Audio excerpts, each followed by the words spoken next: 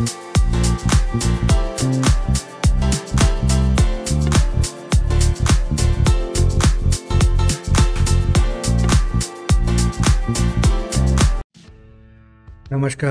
असीम आर्यावर्त में आपका स्वागत है। मेरा नाम है गौरव और ये महीना बहुत ज़्यादा उत्साह भरा है क्योंकि इसी महीने हम अपने 76वें साल वर्षगांठ जो है स्वतंत्रता की वो मना रहे हैं।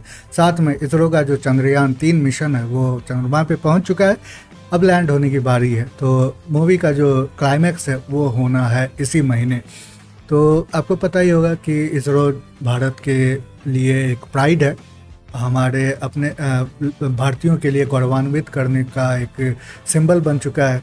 और इसके इतिहास के बारे में, इसके अचीवमेंट्स के बारे में, जैसे मार्स मिशन हो, चंद्रयान 1 हो जिसने पानी खोजा था, उन सबों के बारे में कई वीडियोस बनाए जा चुके हैं। तो मैं उसके बारे में नहीं जाऊंगा।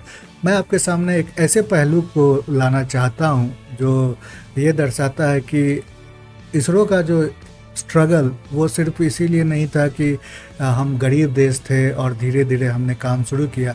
ये एक पॉलिटिकल, राजनीतिक पहलू भी यहाँ पे दर्शाता है किस तरह से इसरो को रोकने की कोशिश की गई थी और की जा रही है अभी भी।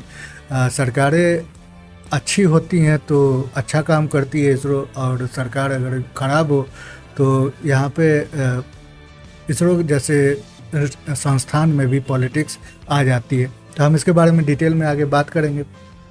आगे बढ़ने से पहले मैं आपसे रिक्वेस्ट करूंगा कि चैनल को सब्सक्राइब करें, वीडियो को लाइक करें, बेल आइकन को ज़रूर प्रेस कर दें ताकि जब भी मैं कोई नया वीडियो अपलोड करूं आपको नोटिफिकेशन मिलती रहे। साथ में ज़्यादा से ज़्यादा शेयर करें ताकि चैनल बढ़ता रहे और उसमें आप सहयोग करें। तो चलिए अब इसको थोड़ा डिटेल में जानते हैं। इतिहास को तो आप जानते ही होंगे, इसरो का इतिहास। लेकिन बात ऐसी है कि कई लोग जो है भारत में अभी भी एक ऐसा वर्ग है जो समझता है कि भारत को डेवलप नहीं होना चाहिए क्योंकि उनकी रोजी रोटी चलती है एक्टिविज़्म के मामले में। जो गरीबी को वो बार बार दिखाना चाहते हैं। भारत को डेवलप अगर होता है तो उनकी अपनी नौकरी या अपना उनका जो सोर्स ऑफ इनकम है वो ख़त्म हो जाएगा। तो इस वजह से वो नहीं चाहते कि भारत किसी तरह से भी विकसित हो। और इसी वजह से कई बार ऐसा भी देखने को मिलता है, जैसे मार्स मिशन को ही ले लें तो वहाँ पे भी बताया गया है कि मार्स मिशन की आवश्यकता क्यों है, क्योंकि हम गरीब देश हैं, इसीलिए वो सारे जो पैसे हैं वो गरीबों में बांट देने चाहिए थे। ब्रिटेन की भी सोच ऐसे ही कुछ है, तो थोड़ा सा सिमिलैरिटी वहाँ देखने को मिलता है। अब इसरो स्पेस प्रोग्राम की ज़रूरत क्या है? इसीलिए भी ज़रूरत है कि ये बहुत ही एक क्रिटिकल इंस्टीट्यूशन है इसरो, और स्पेस प्रोग्राम आज के युग में हमारे भविष्य के लिए भी, भविष्य को सुरक्षित रखने के लिए भी बहुत ही ज़्यादा इम्पॉर्टेंट है। अब आप कहेंगे कि आम लोगों के लिए स्पेस प्रोग्राम की क्या आवश्यकता है। सबसे पहले जो सैटेलाइट भेजे गए थे वो अर्थ इमेजिनिंग सैटेलाइट भेजे गए थे, जिससे ये पता चलता था कि कहाँ पे ज़मीन अच्छी है, कहाँ पे नहर बनाई जा सकती है, कहाँ पे डैम बनाए जा सकते हैं। इस वजह से आज ऐसा हुआ है कि हम एग्रीकल्चर के मामले में बहुत ही ऊपर हैं, सेल्फ सफिशिएंट हो गए हैं। तो अफ्रीकन बहुत सारे ऐसे देश हैं जो कि बाहर से इंपोर्ट करते हैं अपने जो भी खाना पीना है, इवन दो कि उनकी ज़मीन काफ़ी अच्छी है, लेकिन हम ऐसा नहीं करते। एक समय किया करते थे जब हमारे पास खाने को कुछ नहीं बचा था, और फिर ग्रीन रेवोल्यूशन आया और उसमें फिर सैटेलाइट्स के माध्यम से हम आज सेल्फ सफिशिएंट है। चावल के उत्पादन में हम शायद चाइना से एक पीछे या सबसे आगे हैं। दूध के उत्पादन में भी हम दुनिया के नंबर 1 हैं। तो ये स्पेस प्रोग्राम के माध्यम से हुआ। दूसरा, नेविगेशन, मिलिट्री और सिविल नेविगेशन में बहुत ही ज़्यादा आवश्यकता होती है। जीपीएस जो अब हम अभी यूज कर रहे हैं, तो भारत ने भी नाविक नाम का एक कॉन्स्टलेशन बनाया है सैटेलाइट्स का, जो नेविगेशन के लिए उपयोग की जाती है। मिलिट्री द्वारा भी उपयोग किया जाता है। सिविलियन स्मार्टफोन्स में उसका उपयोग होता है। कुछ इक्विपमेंट्स हैं ऐसे, लेकिन अभी सारे इक्विपमेंट्स ऐसे नहीं बनाए गए हैं, यानी सब स्मार्टफोन्स में ये फैसिलिटी अवेलेबल अभी नहीं है। अब यहाँ पे फिर तीसरा जो उपयोग है वो हम जानते हैं कम्युनिकेशन के मामले में। आईटी में हम जो जितना हमारा ग्रोथ हुआ है वो भी इसी स्पेस प्रोग्राम के माध्यम से हुआ, जो कि हमने कम्युनिकेशन सैटेलाइट्स भेजे थे। मिलिट्री के मामले में जो हमारे जितने भी डिफेंस के अब ये हैं वो इंटरलिंक्ड हैं सैटेलाइट्स के उससे, चाहे वो नेविगेशन के लिए हो, चाहे वो जो हमारा जो मिसाइल्स है उनकी ट्रैजेक्टरी को कंट्रोल करना, किस तरह से वो जाए, वो सैटेलाइट द्वारा कंट्रोल किए जा सकते हैं। और जो सबसे लास्ट जो फ्यूचर की बात अगर करें तो एक रेस लगा हुआ है पूरे विश्व के जितने भी पावरफुल स्पेस प्रोग्राम वाले देश हैं उनमें लगा हुआ है कि मार्स पे ह्यूमन कॉलोनी इस्टेब्लिश की जाए, और जो मून है वो एक ट्रांजिशनल बेस होगा, मतलब धरती से मून पे जाएंगे फिर मून से मार्स पे। तो इसीलिए सबको ये ज़रूरत महसूस हो रही है कि उनका एक बेस बने मून पे। जैसे कि जो स्पेस ISS जो है स्पेस स्टेशन, उसी तरह से मून को भी एक तरह से ह्यूमन के लिए स्टेशन बनाया जाए जो जाके फिर आगे मार्स के लिए भी उपयोग किए जा सके। लेकिन बात ऐसी है कि हमें ऐसी ज़रूरत क्यों पड़े। तो आपको पता ही होगा कि चीन का भी ये मिशन है मून पे बेस बनाने का। अगर वहाँ पे उन्होंने मिसाइल तान दिए या कोई भी इस तरह के हथियार वहाँ डाल दिए और भारत और चीन में युद्ध हुआ वहाँ से, तो वो हमारे सैटेलाइट को भी बर्बाद कर सकते हैं और धरती पे भी हमारे ऊपर आक्रमण कर सकते हैं उन्हीं जो हथियार मून पे जो होंगे उनके द्वारा। तो वहाँ पे भी खतरा है। मिनरल्स के मामले में भी बहुत सारे ऐसे रेयर अर्थ एलिमेंट्स होते हैं जो बहुत ही कम पाए जाते हैं धरती पे, शायद मून पे उनका वो अवेलेबल हो। तो अभी जो हमारा सेमीकंडक्टर या इलेक्ट्रॉनिक या चिप इंडस्ट्री की बात होती है उन सब में यही रेयर अर्थ एलिमेंट्स का उपयोग किया जाता है, और अगर मून पे मिलती है तो वहाँ से हम माइनिंग कर सकते हैं। अभी जापान ने ऐसी कोशिश की है और यूरोप के जो स्पेस एजेंसी है उन्होंने भी ऐसी कोशिश की है। अब ये सारे तो बात हो गई उपयोगिता की। अब इसरो ने क्या ऐसा संघर्ष किया है पॉलिटिक्स के मामले में, हम उसके बारे में थोड़ा बात कर लेते हैं। सबसे पहली बात अगर देखें तो ये है आपको अभी इनका नाम ज़रूर याद होगा, नंबी नारायण। ये इसरो के साइंटिस्ट थे। विक्रम साराभाई के जूनियर के रूप में भी इन्होंने काम किया था और इनको टारगेट किया गया था। वो भी हमारे भारतीय इंटेलिजेंस ब्यूरो द्वारा, जो कि गवर्नमेंट ऑफ इंडिया के अंदर आती है, और इनको इसीलिए टारगेट किया गया था क्योंकि ये एक बहुत ही इम्पॉर्टेंट जो प्रोजेक्ट पे काम कर रहे थे इसरो को सेल्फ सफिशिएंट बनाने के मामले में। इनको जेल में डाल दिया गया, इनका तो कैरियर बर्बाद हो गया, साथ ही वो जो प्रोजेक्ट था उसमें भी 20 साल का डिले हो गया। तो जो काम हम शायद 10 साल पहले कर सकते थे वो 20 साल उनको लग गए। और आगे देखें तो ये आपको एक जो बात होती है कोई नहीं करता, ये बात है किस तरह से इसरो के बहुत सारे साइंटिस्ट मृत पाए गए हैं और उनके बारे में ज़्यादा इन्वेस्टिगेशन हुई नहीं है। ये 2014 से पहले की बात है। यहाँ 2400 का नंबर दिखाया जा रहा है, यानी 2400। लेकिन बात है कि इसमें इन्वॉल्व किया गया है इसरो साइंटिस्ट और न्यूक्लियर फिजिसिस्ट दोनों को। तो ये पूरा मिला के 2400 का नंबर है।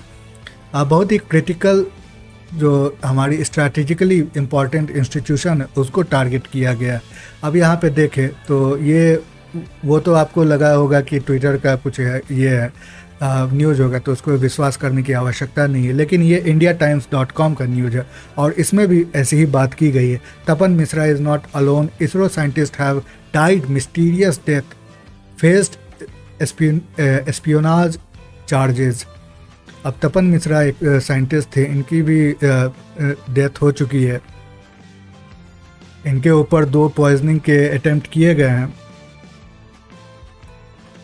सॉरी, इनकी डेथ नहीं हुई, माय मिस्टेक। लेकिन इन्होंने कहा है कि इनके ऊपर 2 अटेम्प्ट किए जा चुके हैं इनको जहर से मारने की, और ये अभी हाल फिलहाल की ही बात है। विक्रम साराभाई के बारे में भी यही कहा जाता है, इनका हार्ट अटैक से डेथ हुआ था, लेकिन जो सरकमस्टांसेस थे वो बहुत ही ज़्यादा कॉन्स्पिरेटोरियल थे और उसके बारे में भी इन्वेस्टिगेशन नहीं की गई। फिर नाम्बी नारायण की बारे में ही बात की गई है यहाँ पे।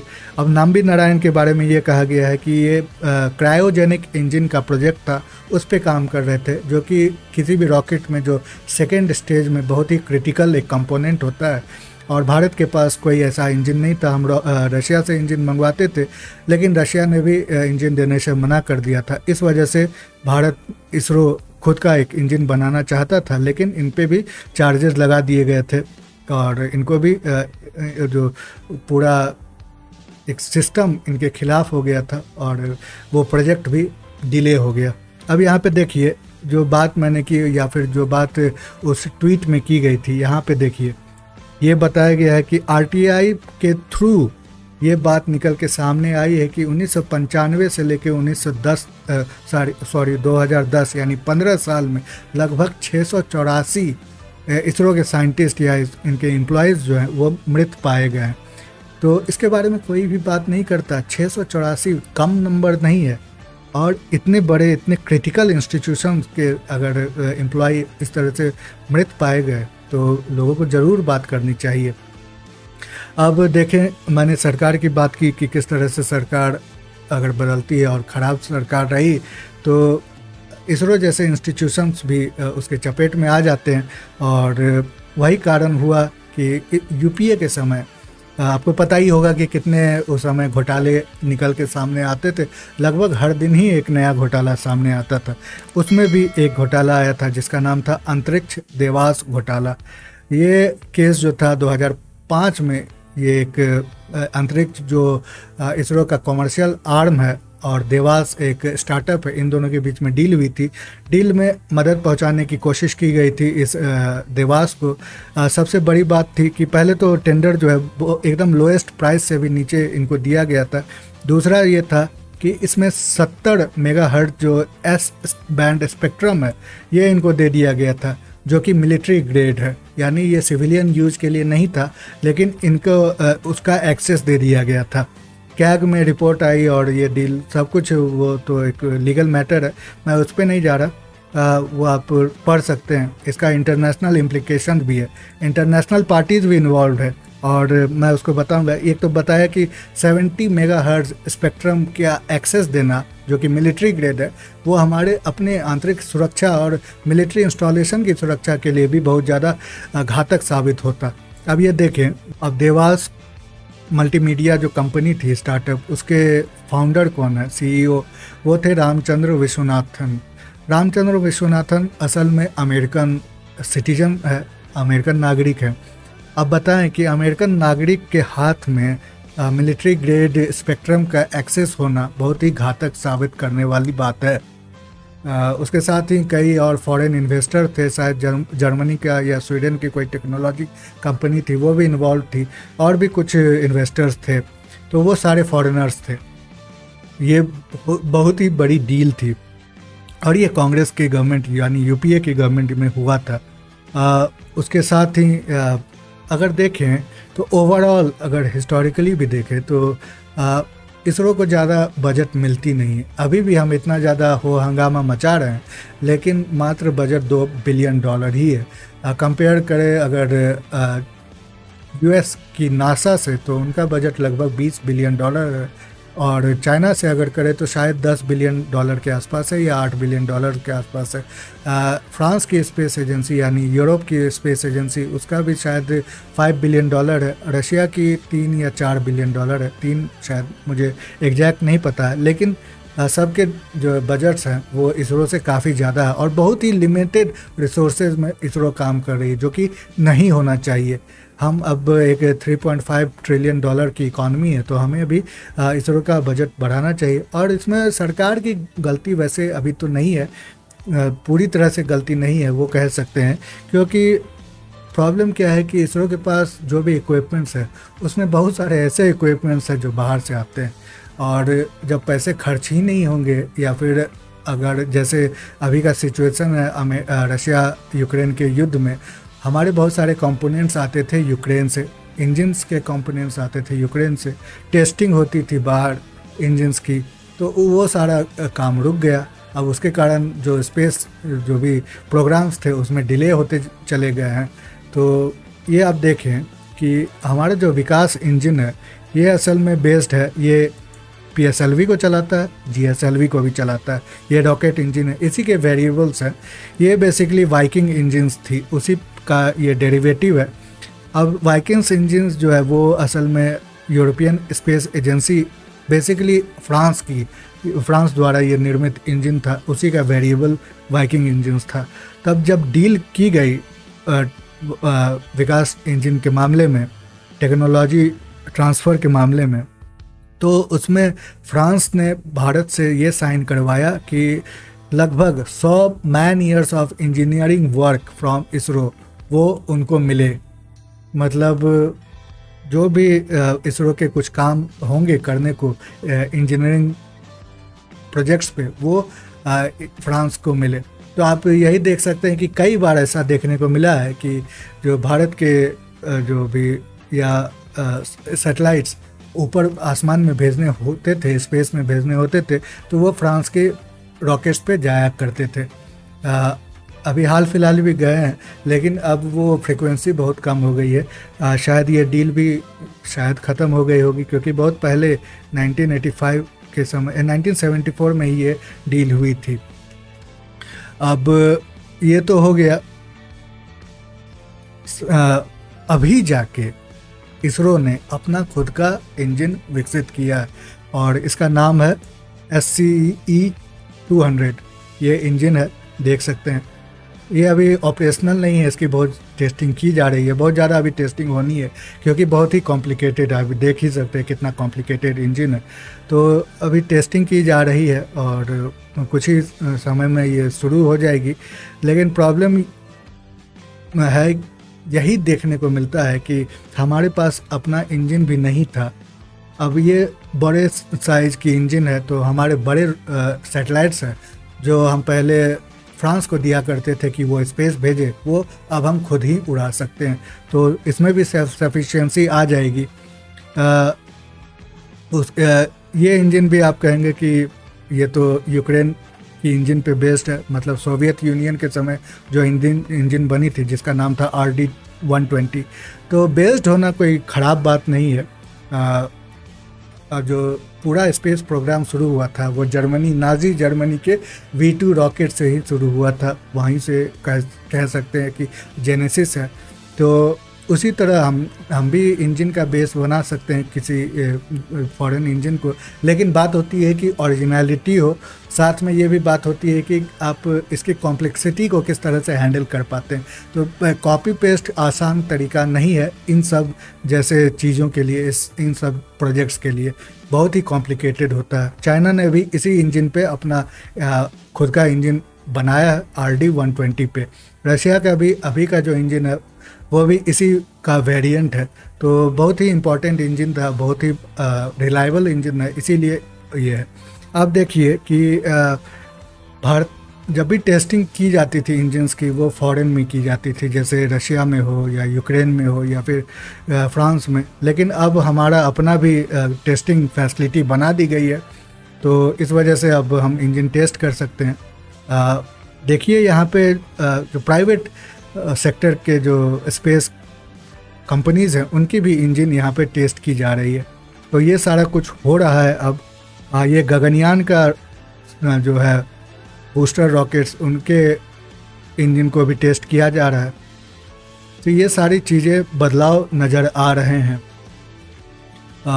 ये पूरा रॉकेट सिस्टम आप देख सकते हैं यहाँ पे, ये टेस्टिंग फैसिलिटी। ये तमिलनाडु के महेंद्रगिरी ये हिल पे या हिली रीजन में ये किया जा रहा है। बहुत ही इम्पॉर्टेंट है, ये पहले नहीं हुआ करती थी। आज से 10-15 साल पहले इस तरह के फैसिलिटी अवेलेबल नहीं थे। तो हम बेसिकली फॉरेन स्पेस एजेंसीज पे या फॉरेन देशों पे डिपेंडेंट हुआ करते थे।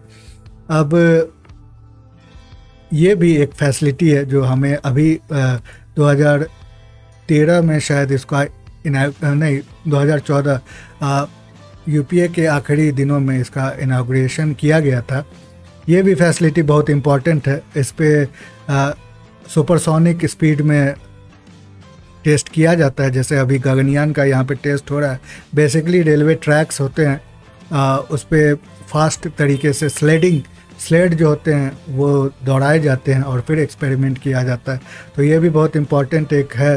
ये चंडीगढ़ में स्थापित TBRL जो कि इसरो का DRDO का एक आर्म है, वहाँ पे ये यूज़ किया जाता है।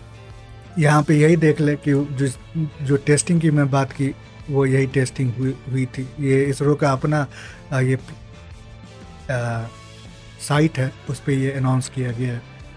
अब देखिए कि हमें गगनयान तो हम भेज रहे हैं, लेकिन उनकी ट्रेनिंग जो होती है वो भी हम रशिया से करवा रहे हैं, एस्ट्रोनॉट्स की ट्रेनिंग।